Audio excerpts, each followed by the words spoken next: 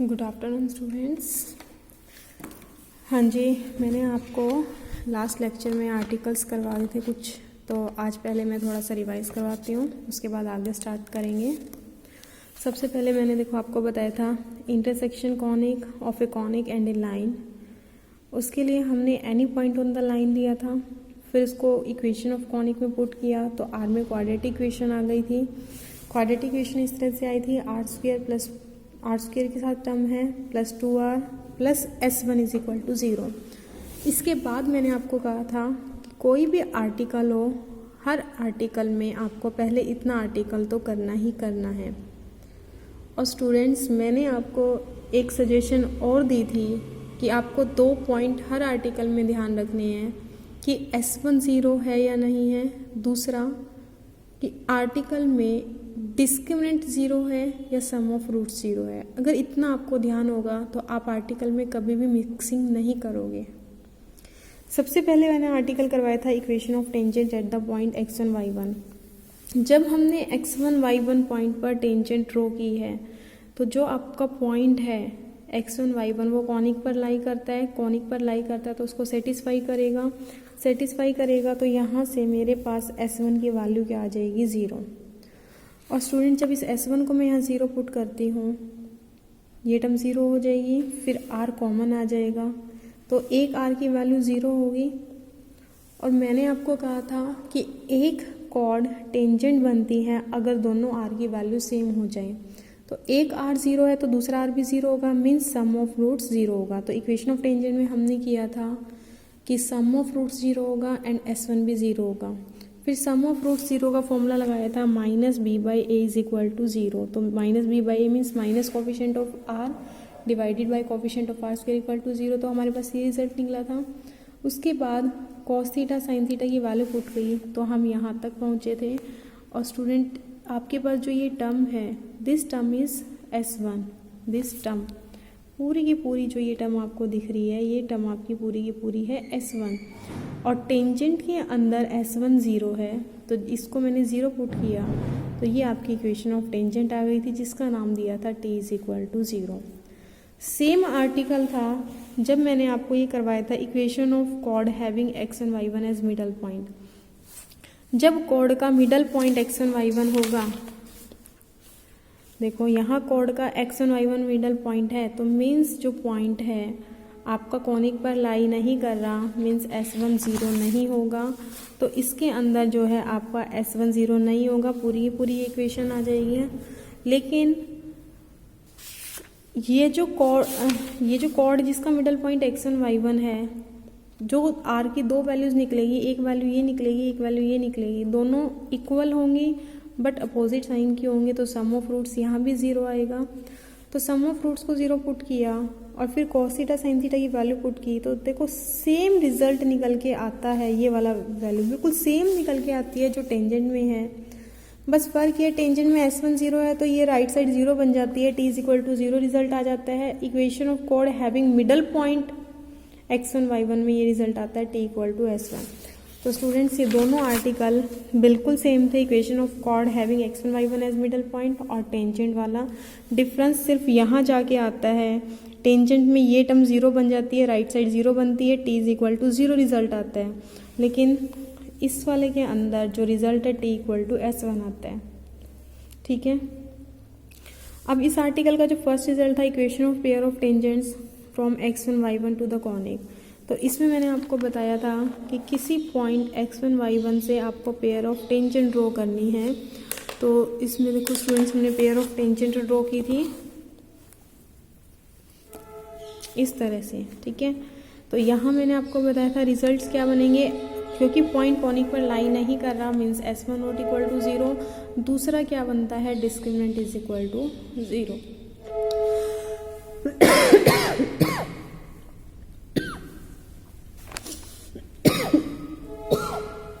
और डिस्क्रिमिनेंट 0 क्यों आता है कि इस पॉइंट से आप टेंजेंट ड्रॉ करते हो। आपने 9th-10th क्लास में ज्योमेट्री का रिजल्ट पढ़ रखा है, किसी एक्सटर्नल पॉइंट से टेंजेंट ड्रॉ की जाती है तो दोनों टेंजेंट की लेंथ सेम होती है, दोनों टेंजेंट सेम होती है। तो इसीलिए दोनों आर की वैल्यू सेम आएगी, means roots of quadratic equation equal कब होते हैं, जब डिस्क्रिमिनेंट 0 हो। ठीक है, जब डिस्क्रिमिनेंट को हमने 0 पुट किया, ये b² - 4ac को 0 पुट किया और ये सारा मैंने आपको बता दिया था, तो हमारा रिजल्ट बनता है t² = SS1। This is the equation of pair of tangent. तो आज हम करने जा रहे हैं S = ये कॉनिक दे रखा है। नेक्स्ट आर्टिकल जो हम कर रहे हैं, is the equation of conic, then to determine locus of middle point of system of parallel chords. देखो आपके पास पैरेलल कॉर्ड्स का सिस्टम है, इस तरह से आपके पास पैरेलल कॉर्ड्स हैं।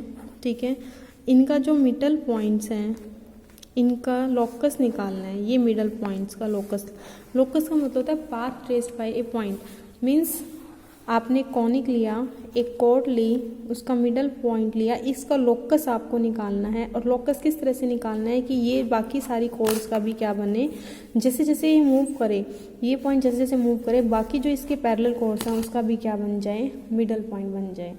देखो मैं आपको बताती हूँ, न्यूमेरिकली मैथमेटिकली जब हम लोकस निकालेंगे किसी पॉइंट का, आपकी सॉलिड ज्योमेट्री के अंदर 2 टाइप के लोकस निकालने आएंगे। एक तो निकालना होगा लोकस ऑफ ए पॉइंट, और आज मेरी बात ध्यान से समझ लेना, इस लॉजिक को आगे बहुत ज़्यादा यूज़ करूँगी मैं, और आज वाला अगर आपने नहीं समझा तो आगे कभी नहीं समझ आएगा। एक होता है लोकस ऑफ ए लाइन, एक लाइन का लोकस निकालना, एक पॉइंट का। अब मैं आपको सिखा रही हूँ लोकस ऑफ ए पॉइंट हम मैथमेटिकली कैसे निकालेंगे। देखो जिस भी पॉइंट का आपको लोकस निकालना हो, सबसे बेटर होता है उस पॉइंट को x1 y1 निकाल लो, मान लो। First step, take point x1 y1। जिस भी पॉइंट का आपको लोकस फाइंड आउट करना हो, उस पॉइंट को सपोज कर लो let this is the point x1 y1।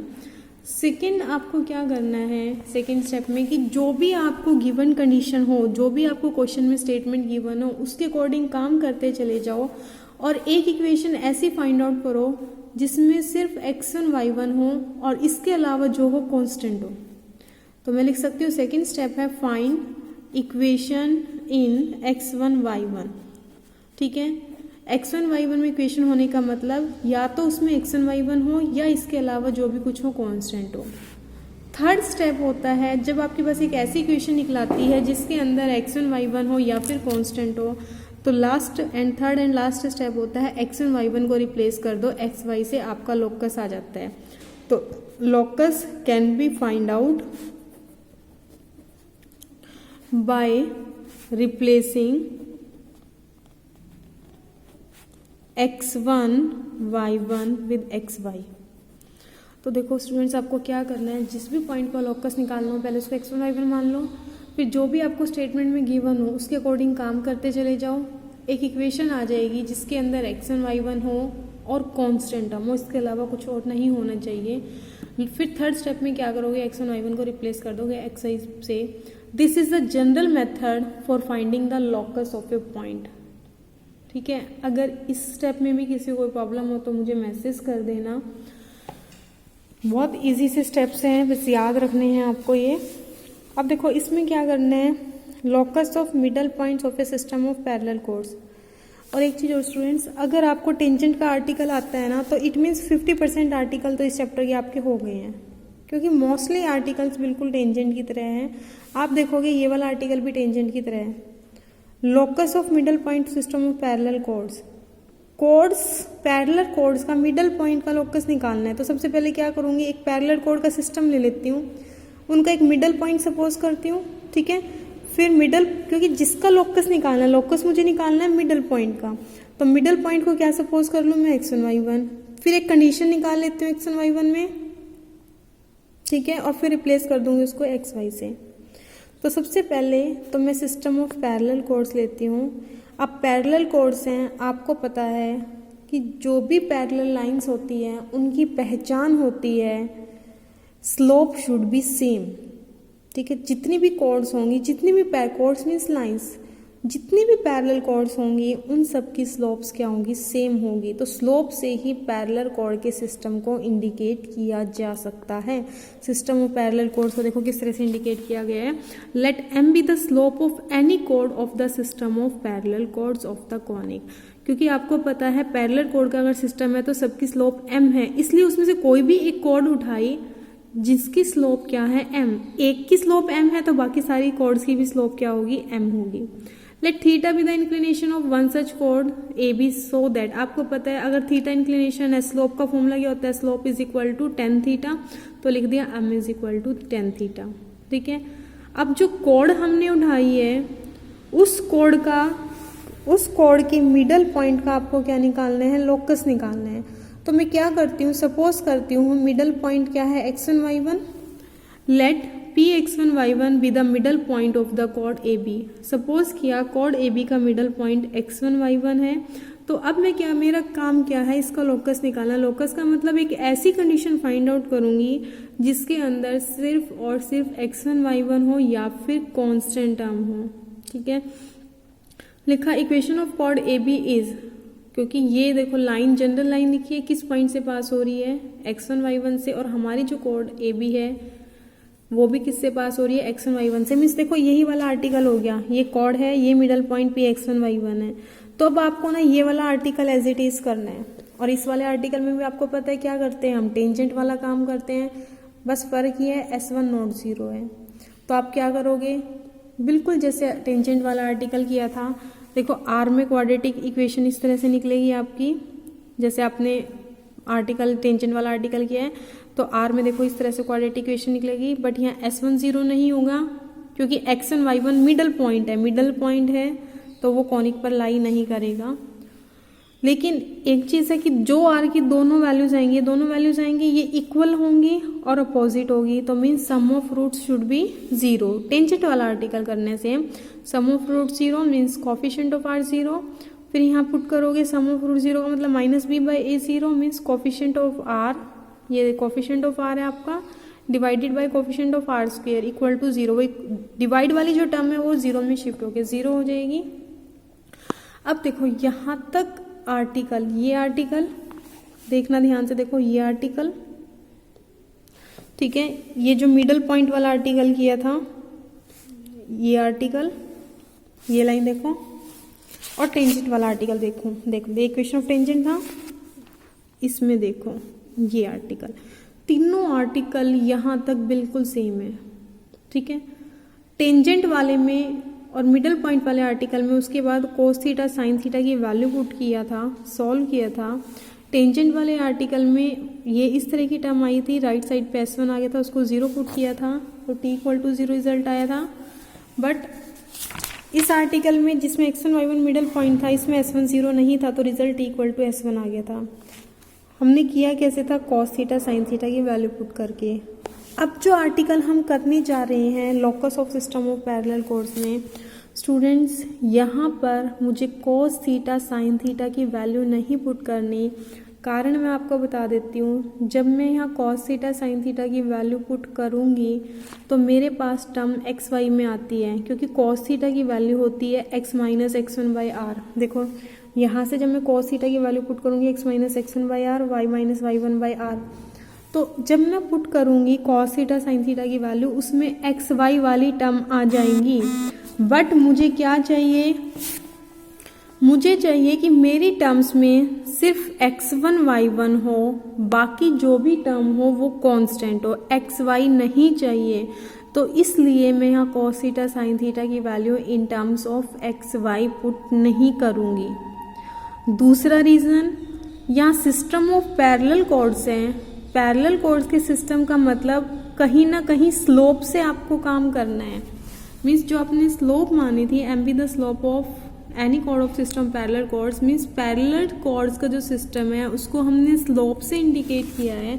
तो कहीं ना कहीं आपको स्लोप से काम करना है, क्योंकि पैरेलल कॉर्ड्स का सिस्टम आपके पास है, तो इसलिए मुझे स्लोप से काम करना है। और मुझे पता है स्लोप की वैल्यू होती है टेन थीटा, तो इसीलिए मैंने यहाँ कॉस थीटा साइन थीटा की वैल्यू ना पुट करके इसको टेन थीटा में लेके आई हूँ। पूरी इक्वेशन को कॉस थीटा से डिवाइड कर दो, देखो यहाँ cos थीटा से डिवाइड करूँगी, cos थीटा कैंसिल आउट हो जाएगा, यहाँ cos sine theta by cos tan theta, और 0 बाई cos थीटा करूँगी तो 0 आ जाएगा। ठीक है, फिर टेन थीटा क्या है, स्लोप कर दिया यहाँ पुट। आपकी इस कंडीशन को देखो, इसके बाद क्या किया, आप चाहो तो कर लेना, छोड़ना चाहो तो यहीं तक भी छोड़ सकते हो, कोई प्रॉब्लम नहीं है। उसके बाद क्या किया, देखो x1 की टर्म इकट्ठी कर ली, ये x1 की टर्म, ये x1 की टर्म कलेक्ट करो, x1 कॉमन आ जाएगा, a plus h into m, a plus H m, x1 common आया। y1 वाले देखो, ये एच y1, ये बी y1 एम, दोनों में से y1 कॉमन ले लो, h plus B M into y1 plus g, यहाँ से g plus f m is equal to 0। अब स्टूडेंट्स इस इक्वेशन में देखो, x1 y1 को छोड़कर बाकी जितने भी टर्म्स हैं कांस्टेंट है, a b c f g h ये सब कांस्टेंट हैं, और m भी स्लोप ऑफ ए कॉर्ड है, सिस्टम ऑफ पैरेलल कॉर्ड्स की स्लोप है वो भी कांस्टेंट होगी, बाकी सारी टर्म्स कांस्टेंट हैं। तो आपका सेकंड स्टेप कंप्लीट हुआ, आपकी एक कंडीशन आ गई जिसके अंदर x1 y1 है, बाकी सारी टर्म्स कांस्टेंट हैं। अब निकालना हमें लॉकस था, लॉकस के लिए मैं x1 y1 को रिप्लेस कर दूंगी x y से, तो आपका रिक्वायर्ड लॉकस आ जाएगा। तो replacing x1 y1 by the general coordinates x y we get the locus of middle point of system of parallel chords. तो x1 y1 को रिप्लेस कर दिया मैंने x y से। ठीक है, हाँ जी। उसके बाद नेक्स्ट इसी आर्टिकल का सेकेंड पार्ट है वो कंप्लीट और कर लेते हैं। The condition that two straight lines y is equal to M x and y is equal to M dash x may be parallel to the conjugate diameters. ठीक है, पहले देखो मैं इस वर्ड का मतलब बताती हूँ कि कॉन्जुगेट डायमीटर्स क्या चीज़ है। देखो आपके पास let this is the conic, ठीक है, ये सिस्टम ऑफ पैरेलल कॉर्ड्स मैंने लिया, इनका मिडल पॉइंट ले लो और इनको ज्वाइन कर दो। दिस इज ए डायामीटर, ठीक है, not conjugate diameter, this is the diameter, middle point को ज्वाइन किया। ठीक है, ये वाला जो है दिस इज द डायमीटर। अब क्या करो, अब जो आपका ये डायमीटर आया है इसके पैरेलल ले लो chords, system of again parallel chords लिया। ठीक है, ये जो नई इस टाइप की मैंने पैरेलल कोर्स बनाई है, ये मैं इसको डॉटेड से कर देती हूँ थोड़ा अलग से आपको दिखे। इस टाइप से जो मैंने वर्टिकल ये वाली जो पैरेलल कोर्स बनाई है, अभी रिसेंट वाली जो पैरेलल कोर्स आपकी बनी हैं, इन कोर्स का अगेन क्या ले लो, वही मिडल पॉइंट, सारी की सारी कोर्स का जो इनका मैं मिडल पॉइंट लूंगी, इनको ज्वाइन कर दो। तो ये जो डायमीटर आया है और ये जो पहले डायमीटर था, these diameters are called conjugate diameters. फिर से रिपीट करती हूँ मैं, let this is the conic. ठीक है, ये आपके पास पैरेलल कोर्स हैं, इनके मिडल पॉइंट को आपने ज्वाइन किया, एक डायमीटर आया। ठीक है, फिर इस वाले डायमीटर के पैरेलल कोर्स ली और इन वाली पैरेलल कोर्स के मिडल पॉइंट को ज्वाइन किया। तो ये जो दो डायमीटर आए, इन दोनों डायमीटर को आपस में बोलेंगे कॉन्जुगेट डायमीटर। कॉन्जुगेट डायमीटर के लिए हमेशा दो डायमीटर होने जरूरी हैं। आपकी बुक में देखो डेफिनेशन भी होगी, मैं आपको बता देती हूँ कॉन्जुगेट डायमीटर की डेफिनेशन।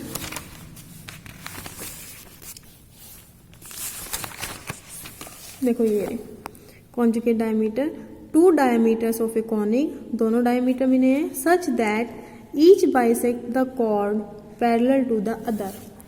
देखो अगर मैं इसको देखूं, इस डायमीटर को, ठीक है, ये डायमीटर इन पैरेलल कॉर्ड्स का मिडल पॉइंट को ज्वाइन कर रहा था। ये वाली पैरेलल कॉर्ड्स थी, इनके मिडल पॉइंट को ज्वाइन करके ये डायमीटर आया था। मतलब this diameter bisect all the chords, और ये कॉर्ड्स किसके पैरेलल हैं, इस कॉर्ड्स के पैरेलल हैं। इसी तरह अगर मैं इसको देखूं, इस डायमीटर को देखूं, ये डायमीटर कैसे आया था, जब आपने इन पैरेलल कॉर्ड्स के मिडल पॉइंट को ज्वाइन किया था। मीन्स ये वाला डायमीटर इस वाली पैरेलल कॉर्ड्स को क्या कर रहा है, बाइसेक्ट कर रहा है। और ये जो पैरेलल कॉर्ड्स हैं वो किसके पैरेलल हैं, इसके। यानी कि डायमीटर्स को कॉन्जुगेट डायमीटर कब बोलोगे, जब एक डायमीटर दूसरे डायमीटर के पैरेलल कॉर्ड्स को क्या करे, बाइसेक्ट करे। तो two diameters of a conic such that each bisect the chord parallel to the other is called conjugate diameter. Students अब आर्टिकल करते हैं। कंडीशन दैट, अब दो सिस्टम दे दिए, एक y is equal to M X दे दिया, एक y is equal to M dash X. देखो थोड़ी देर के लिए मैं सपोज करती हूँ ये वाला जो सिस्टम है हॉरिजॉन्टल वाला सिस्टम है, that is y is equal to M x, और इस तरह से इनके मिडल पॉइंट को ज्वाइन कर देती हूँ मैं, ठीक है। और ये वाला जो सिस्टम आएगा इनका मिडल पॉइंट ले लेती हूँ। ये दो जो आपके पास हैं ये कॉन्जुगेट डायमीटर बनेंगे। तो ये system y equal to M x था, और जो वर्टिकल वाला है वो मैं ले लेती हूँ y is equal to M dash x. The condition that two straight lines y equal to mx and y equal to m dash x may be parallel to the conjugate diameters means आपको ये बताना है ये दोनों conjugate diameter आपको दे रखे हैं, आपको कंडीशन निकालनी है, मीन्स एक ऐसी कंडीशन निकालनी है ये दोनों कब conjugate diameters बनेंगे। तो स्टूडेंट्स अगर आप पेपर में आता है ये वाला आर्टिकल तो पहले इसका जो फर्स्ट पार्ट ए पार्ट है वो यूं का यूं कर देना, ठीक है। ऊपर फर्स्ट पार्ट में मैंने क्या किया था, जो सिस्टम ऑफ पैरेलल कॉर्ड्स लिया था, क्या लिया था, जिसकी स्लोप m है। मीन्स अगर मैं ऊपर वाले पार्ट को से काम करती हूँ तो आपने कौन सा लिया, कौन सा सिस्टम लिया, y equal to M X वाला। तो लिखा है proceeding as in part 1 we have equation of diameter bisecting the chord of conic parallel to y equal to M X, this is the equation of diameter. क्योंकि देखो पिछले article में हमारे पास सिस्टम ऑफ पैरेलल कॉर्ड्स था, इनके middle point का locus आपने निकाला था, इट मीन्स ये वाली लाइन निकाली थी, और ये लाइन क्या है आपकी, डायमीटर है। तो इसीलिए मैंने आपको बोला है y equal to M X ये सिस्टम था। तो जो ये इक्वेशन हमने ऊपर निकाली हुई है, ये इक्वेशन जो निकाली हुई है ये किसकी इक्वेशन है, इसकी इक्वेशन है, इस लाइन की इक्वेशन है। तो इस लाइन की इक्वेशन क्या है, ए ऊपर से लिखी हुई है देखो, a plus H M X plus H plus B M into Y plus G plus M F is equal to 0। अब आपको पता है जो मेरे पास ये डायमीटर है ये कौन से सिस्टम के पैरेलल है, इस सिस्टम के पैरेलल है। इस सिस्टम की इक्वेशन क्या है, y is equal to M dash X, but this diameter is parallel to this y is equal to M dash X. अब ये लाइन इसके पैरेलल है तो दोनों की स्लोप सेम होनी चाहिए, जो इसकी स्लोप होगी वही इसकी स्लोप होगी। इसकी स्लोप कैसे निकालोगे, minus coefficient of x divided by coefficient of y, minus coefficient of x is a plus H M, coefficient of y is h plus B M is equal to second line, इस line का slope क्या है, m dash. इनको cross multiply कर लो और collect कर लेते हैं टर्म को, देखते हैं नेक्स्ट स्टेप में। देखो यही किया हुआ होगा, क्रॉस मल्टीप्लाई किए, टर्म कलेक्ट कर ली, m प्लस एम डैश की इकट्ठी कर ली, m डैश की इकट्ठी कर ली, ये आपकी क्या आ गई, रिक्वायर्ड कंडीशन। तो स्टूडेंट्स यहाँ तक आप करके देख लेना, जो प्रॉब्लम हो वो मुझे मैसेज कर देना। और एक चीज़ मैं आपको हर रोज़ बोलती हूँ, आप लोग इस चीज़ को पता नहीं फॉलो करते हो या नहीं करते हो तो आप कर लेना। मैं आपसे ये चीज़ उम्मीद करती हूँ कि आप करोगे, और नहीं करते हो तो बहुत अच्छी बात है। किस चीज़ की उम्मीद करती हूँ आपसे, कि जो आर्टिकल मैं फर्स्ट डे से करवा रही हूँ वो आप डेली रिपीट करो। आज जो करवाया है वो अगले 4 दिन तक रिपीट करना, 5वें दिन आपको जो है ना उसको खोलने की भी जरूरत नहीं पड़ेगी, उसकी एक आपको statement as well as proofs आपको सब कुछ आता होगा। और आप एक चीज़ और नोट करोगे, आप ये पैटर्न फॉलो करते हो तो आप देखना जैसे आपकी यूनिट कंप्लीट होगी तो कंप्लीट सिलेबस तो के हिसाब से तो हुई, साथ में आपकी अपनी भी तैयार हो जाएगी। आपको इस तरह से फील होगा कि चाहे बेशक से मेरे आज एग्ज़ाम ले लो, मेरा प्रिपेयर है, ठीक है। तो आपको सजेस्ट करूँगी, अब आप वैसे भी घर ही रहते हो, आपका आने जाने का टाइम भी सेव होता है, सिलेबस भी बहुत धीरे धीरे चल रहा है कंपैरेटिवली टू रेगुलर रूटीन।